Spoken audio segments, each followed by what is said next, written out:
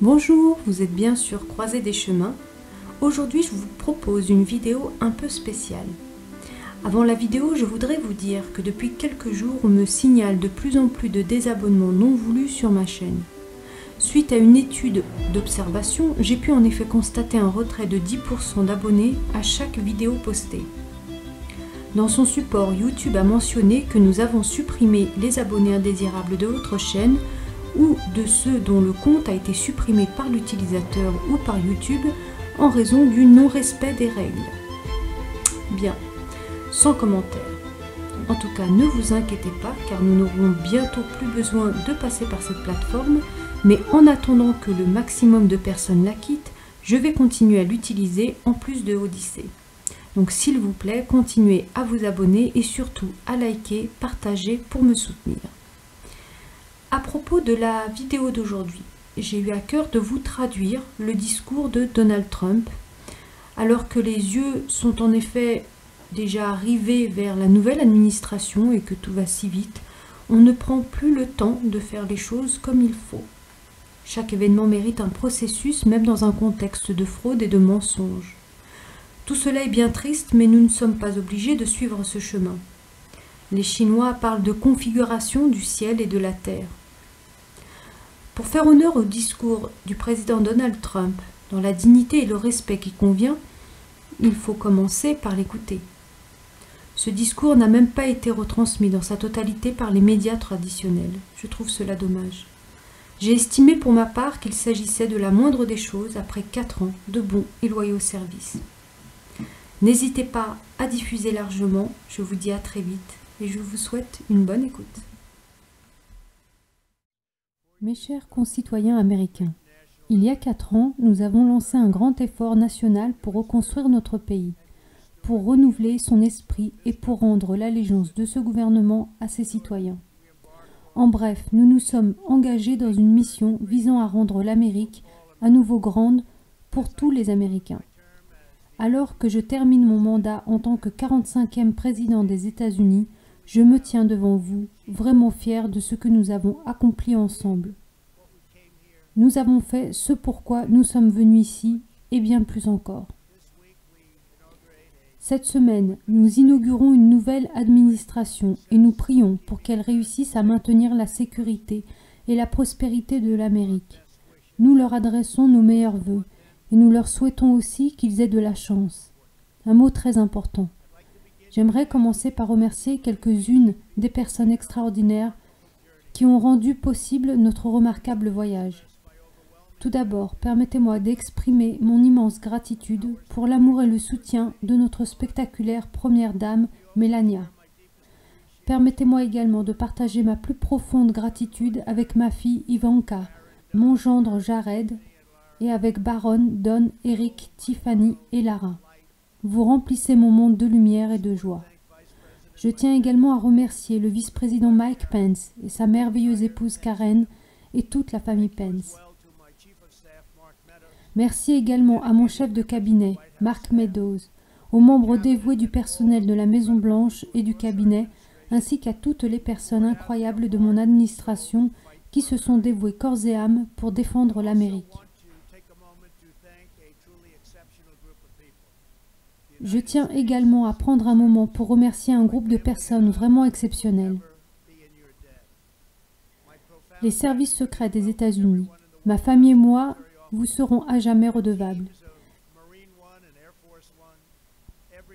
Ma profonde gratitude va également à tous les membres du bureau militaire de la Maison-Blanche, aux équipes de Marine One et d'Air Force One, à tous les membres de forces armées, ainsi qu'aux forces de l'ordre au niveau des États et des collectivités locales de tout notre pays. Par-dessus tout, je tiens à remercier le peuple américain. Servir en tant que président a été un honneur indescriptible. Je vous remercie pour cet extraordinaire privilège, et c'est ce que c'est, un grand privilège et un grand honneur. Nous ne devons jamais oublier que si les Américains ont toujours des désaccords, nous sommes une nation de citoyens incroyables, décents, fidèles et épris de paix, qui veulent tous que notre pays prospère et s'épanouisse et qu'il soit très très réussi et bon. Nous sommes une nation vraiment magnifique. Tous les Américains ont été horrifiés par l'attaque de notre Capitole. La violence politique est une attaque contre tout ce que nous chérissons en tant qu'Américains. Elle ne peut jamais être tolérée. Aujourd'hui plus que jamais, nous devons nous unir autour de nos valeurs communes, nous élever au-dessus des rancœurs partisanes, forger notre destin commun. Il y a 4 ans, je suis venu à Washington en tant que seul véritable outsider à avoir jamais remporté la présidence. Je n'avais pas passé ma carrière en tant que politicien, mais en tant que bâtisseur, regardant des horizons ouverts et imaginant des possibilités infinies.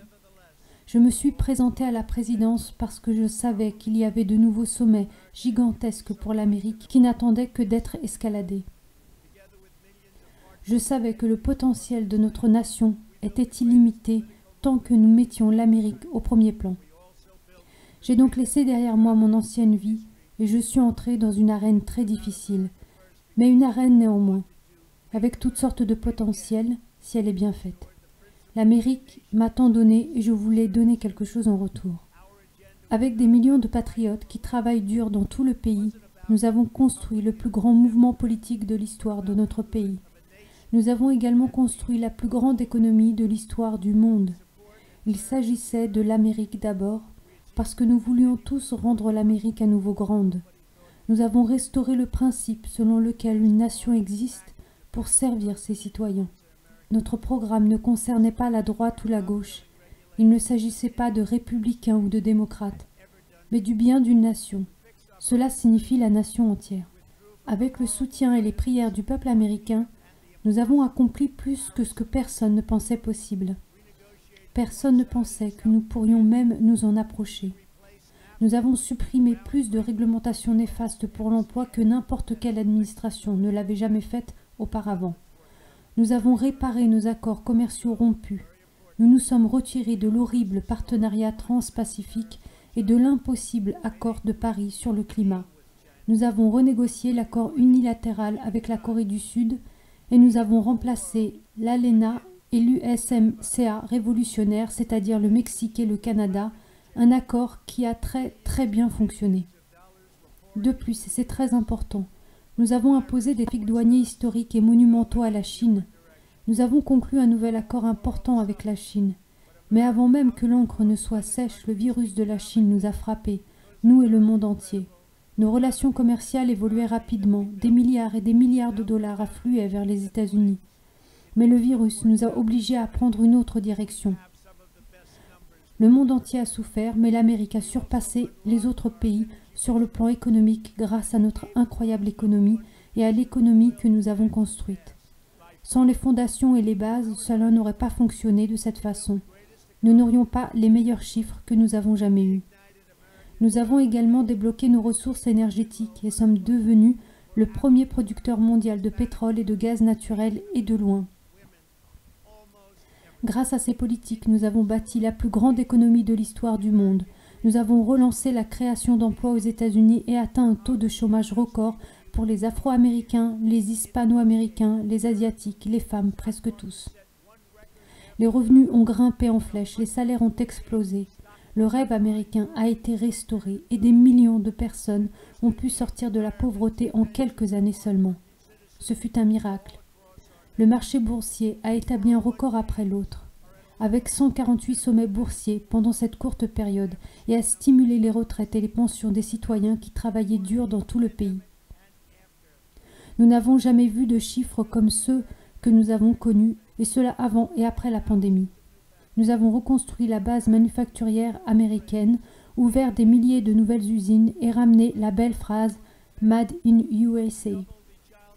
Pour améliorer la vie des familles des travailleurs, nous avons doublé le crédit d'impôt pour enfants et signé la plus grande augmentation jamais réalisée du financement des soins et du développement des enfants. Nous nous sommes associés au secteur privé pour obtenir des engagements en vue de former plus de 16 millions de travailleurs américains aux emplois de demain. Lorsque notre pays a été frappé par la terrible pandémie, nous avons produit non pas un mais 2 vaccins à une vitesse record et d'autres suivront rapidement. Ils ont dit que ce n'était pas possible, mais nous l'avons fait. Ils appellent cela un miracle médical et c'est ainsi qu'il l'appelle en ce moment un miracle médical.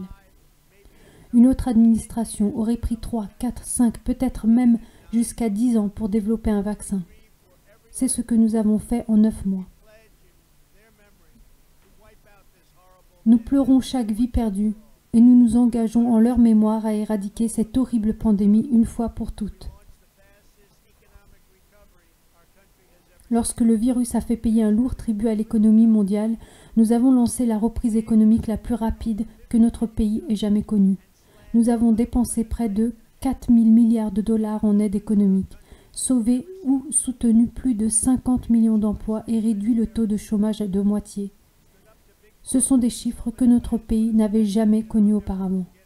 Nous avons créé un choix et une transparence dans les domaines des soins de santé. Nous avons tenu tête aux grandes entreprises pharmaceutiques de bien des façons, mais surtout dans nos efforts pour faire ajouter des clauses de nations favorisées, ce qui nous permettra d'avoir des prix de médicaments sur ordonnance les plus bas du monde. Nous avons confirmé 3 nouveaux juges de la Cour suprême des États-Unis. Nous avons nommé près de 300 juges fédéraux pour interpréter notre Constitution telle qu'elle a été rédigée. Pendant des années, le peuple américain plaide auprès de Washington pour que les frontières du pays soient enfin sécurisées. Je suis heureux de dire que nous avons répondu à ce plaidoyer et que nous avons obtenu la frontière la plus sûre de l'histoire des États-Unis. Nous avons donné à nos courageux agents frontaliers et à nos héroïques agents de l'ICE les outils dont ils ont besoin pour faire leur travail mieux que jamais auparavant et pour faire respecter nos lois et assurer la sécurité de l'Amérique. Nous sommes fiers de laisser à la prochaine administration les mesures de sécurité frontalière les plus fortes et les plus solides jamais mises en place. Cela inclut des accords historiques avec le Mexique, le Guatemala, Honduras et le Salvador, ainsi que 450 miles de nouveaux murs puissants. Nous avons restauré la force des États-Unis sur le plan intérieur et le leadership américain à l'étranger. Le monde nous respecte à nouveau. S'il vous plaît, ne perdez pas ce respect. Nous avons recouvré notre souveraineté en défendant l'Amérique aux Nations Unies et en nous retirant des accords mondiaux unilatéraux qui n'ont jamais servi nos intérêts. Et les pays de l'OTAN payent aujourd'hui des centaines de milliards de dollars de plus que lorsque je suis arrivé, il y a quelques années seulement. C'était très injuste. Nous en payons le prix pour le monde. Aujourd'hui, le monde nous aide. Et peut-être le plus important de tout, avec 3 milliards de dollars, nous avons entièrement reconstruit l'armée américaine, entièrement fabriquée aux États-Unis. Nous avons lancé la première nouvelle branche armée américaine en 75 ans, la force spatiale. Au printemps dernier, j'étais au centre spatial Kennedy en Floride et j'ai vu des astronautes américains retourner dans l'espace à bord de fusées américaines pour la première fois depuis de nombreuses années. Nous avons revitalisé nos alliances et rallié les nations du monde entier pour tenir tête à la Chine comme jamais auparavant. Nous avons anéanti le califat ISIS et mis fin à la vie misérable de son fondateur et dirigeant al-Baghdadi. Nous avons tenu tête au régime iranien oppressif et avons tué le plus grand terroriste du monde, le boucher iranien Qassem Soleimani. Nous avons reconnu Jérusalem comme capitale d'Israël et reconnu la souveraineté israélienne sur les hauteurs du Golan. Grâce à notre diplomatie audacieuse et à notre réalisme de principe, nous avons conclu une série d'accords de paix historiques au Moyen-Orient. Personne ne croyait que cela pouvait arriver. Les accords d'Abraham ont ouvert les portes d'un avenir de paix et d'harmonie, et non de violence et d'effusion de sang. C'est l'aube d'un nouveau Moyen-Orient, et nous ramenons nos soldats à la maison. Je suis particulièrement fier d'être le premier président depuis des décennies qui n'a jamais déclenché de nouvelles guerres. Par-dessus tout, nous avons réaffirmé l'idée sacrée selon laquelle en Amérique le gouvernement répond au peuple. Notre guide, notre étoile polaire, notre conviction inébranlable est que nous sommes ici pour servir les nobles citoyens américains de tous les jours. Notre allégeance n'est pas aux intérêts particuliers, aux entreprises ou aux entités mondiales. Elle est à nos enfants, à nos citoyens et à notre nation elle-même. En tant que président, ma priorité absolue, ma préoccupation constante a toujours été l'intérêt supérieur des travailleurs américains et des familles américaines. Je n'ai pas cherché la voie la plus facile, de loin, c'était en fait la plus difficile. Je n'ai pas cherché la voie qui susciterait le moins de critiques. J'ai accepté les batailles les plus dures, les combats les plus durs, les choix les plus difficiles, parce que c'est pour cela que vous m'avez élu. Vos besoins ont été mon premier et mon dernier point de mire indéfectible. Ce sera, je l'espère, notre plus grand héritage. Ensemble, nous avons redonné au peuple américain la responsabilité de notre pays. Nous avons rétabli l'autonomie gouvernementale. Nous avons rétabli l'idée qu'en Amérique, personne n'est oublié, parce que tout le monde compte et que chacun a une voix. Nous nous sommes battus pour le principe selon lequel chaque citoyen a le droit à une dignité égale, à un traitement égal et des droits égaux, parce que nous sommes tous rendus égaux par Dieu. Chacun a le droit d'être traité avec respect, de faire entendre sa voix et d'être écouté par son gouvernement. Vous êtes loyal envers votre pays, et mon administration l'a toujours été envers vous. Nous avons travaillé à la reconstruction d'un pays dans lequel chaque citoyen pourrait trouver un bon emploi et subvenir aux besoins de ces merveilleuses familles. Nous nous sommes battus pour les communautés où chaque Américain pouvait être en sécurité et pour des écoles où chaque enfant pourrait apprendre. Nous avons promu une culture dans laquelle nos lois seraient respectées, nos héros honorés, notre histoire préservée et les citoyens respectueux des lois ne sont jamais considérés comme acquis. Les Américains devraient être très satisfaits de tout ce que nous avons accompli ensemble, c'est incroyable.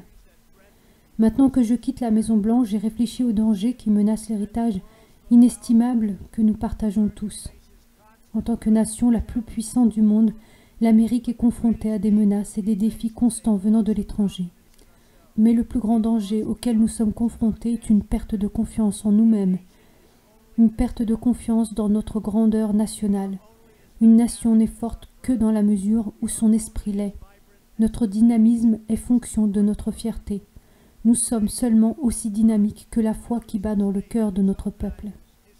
Aucune nation ne peut longtemps prospérer si elle perd la foi en ses propres valeurs, nos histoires et ses héros, car ce sont les sources mêmes de notre unité et de notre vitalité.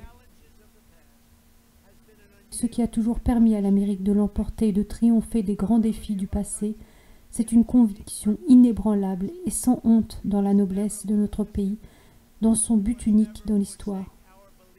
Nous ne devons jamais perdre cette conviction. Nous ne devons jamais abandonner notre foi en l'Amérique. La clé de la grandeur nationale réside dans le maintien et l'installation de notre identité nationale commune. Cela signifie qu'il faut se concentrer sur ce que nous avons en commun, l'héritage que nous partageons tous. Au centre de cet héritage se trouve également une croyance solide dans la liberté d'expression, la liberté de parole et le débat ouvert. Ce n'est que si nous oublions qui nous sommes et comment nous sommes arrivés ici que nous pourrons un jour permettre la censure politique et l'inscription sur liste noire en Amérique. Ce n'est même pas pensable. Mettre fin à un débat libre et ouvert est une violation de nos valeurs fondamentales et de nos traditions les plus durables. En Amérique, nous n'insistons pas sur la conformité absolue ni n'appliquons des orthodoxies rigides et des codes de parole punitifs. Nous ne faisons tout simplement pas cela. L'Amérique n'est pas une nation timide d'âmes apprivoisées qui ont besoin d'être abritées et protégées de ceux avec qui nous sommes en désaccord. Ce n'est pas ce que nous sommes. Ce ne sera jamais ce que nous sommes. Depuis près de 250 ans, face à chaque défi, les Américains ont toujours fait appel à notre courage inégalé, à notre confiance et notre indépendance farouche. Ce sont ces traits de caractère miraculeux qui ont autrefois conduit des millions de citoyens ordinaires à traverser un continent sauvage et à se créer une nouvelle vie dans le Grand Ouest. C'est le même amour profond de notre liberté donnée par Dieu qui a poussé nos soldats au combat et nos astronautes dans l'espace. Lorsque je pense à ces 4 dernières années, une image s'impose à mon esprit plus que toutes les autres. Chaque fois que j'ai voyagé tout au long de la route du cortège, il y avait des milliers et des milliers de personnes. Ils sont sortis avec leurs familles afin de pouvoir se lever à notre passage et brandir fièrement notre grand drapeau américain. Cela n'a jamais manqué de me toucher profondément. Je savais qu'ils n'étaient pas seulement venus pour me soutenir, ils sont venus pour me montrer leur soutien et leur amour pour notre pays. C'est une république de citoyens fiers qui sont unis par notre conviction commune que l'Amérique est la plus grande nation de toute l'histoire. Nous sommes et devons toujours être une terre d'espoir, de lumière et de gloire pour le monde entier. C'est le précieux héritage que nous devons sauvegarder à chaque instant. C'est précisément ce à quoi j'ai travaillé ces 4 dernières années. D'une grande salle de dirigeants musulmans à Riyad, à une grande place du peuple polonais à Varsovie, du sol de l'Assemblée coréenne à la tribune de l'Assemblée générale des Nations unies et de la cité interdite de Pékin à l'ombre du mont Rochemort, je me suis battue pour vous, je me suis battue pour votre famille, je me suis battue pour notre pays. Par-dessus tout, je me suis battue pour l'Amérique et pour tout ce qu'elle représente, c'est-à-dire la sécurité, la force, la fierté et la liberté.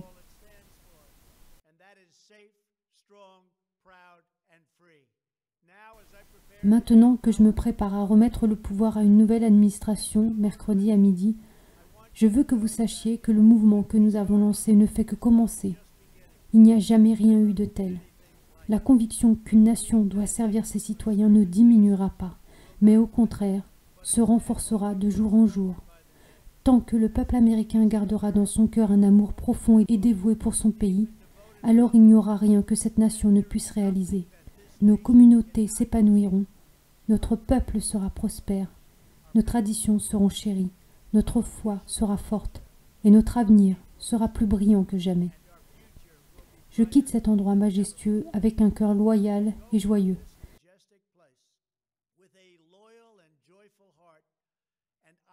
Un esprit optimiste et une confiance suprême que pour notre pays et pour nos enfants, le meilleur est encore à venir. Merci et adieu. Que Dieu vous bénisse, que Dieu bénisse les États-Unis d'Amérique.